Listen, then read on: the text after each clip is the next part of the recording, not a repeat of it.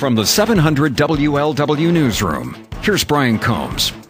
Big stories you're talking about on the big one today. John Boehner of Westchester said they'd get it done, and looks like they have. Congress overnight negotiating a package to keep the government in business. $1 trillion spending plan for next year has been approved, just as the Speaker of the House predicted. What hasn't been settled yet is whether or not the payroll tax cut will continue into next year. There are negotiations ongoing. Try and get that done as well.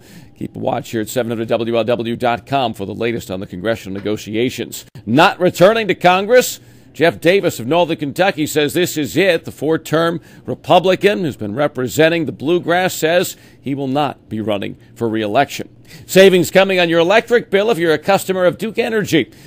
Auction's been completed to set the electric rates for the next couple of years, and they've managed to get a reduction in rates of about 17.5%. For the average Duke customer, it means savings of about $25 a month starting next year.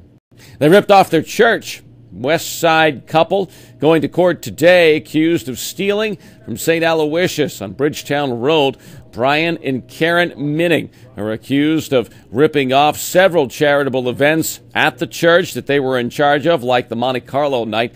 The priest there anticipates that they've taken some $20,000 over the last 3 years, money that would have went to the sports teams at the school and church, pay for uniforms and equipment. Quite the mess in Union Township this morning, early.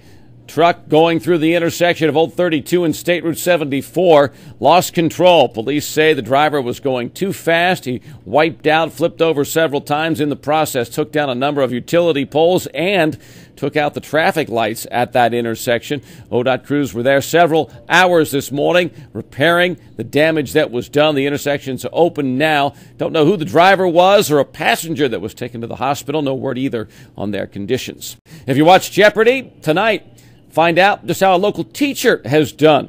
The teacher, Leslie Hamilton, will be competing on the show on Channel 9 at 7:30. She teaches in Deer Park at Leaves for Learning Academy, handles social studies and several other subjects there. She says that people have been encouraging her to try out for years. This is the first time she passed the on-air test to make it on to the TV game show. We'll find out how she did on this episode. It was taped earlier, airs live tonight.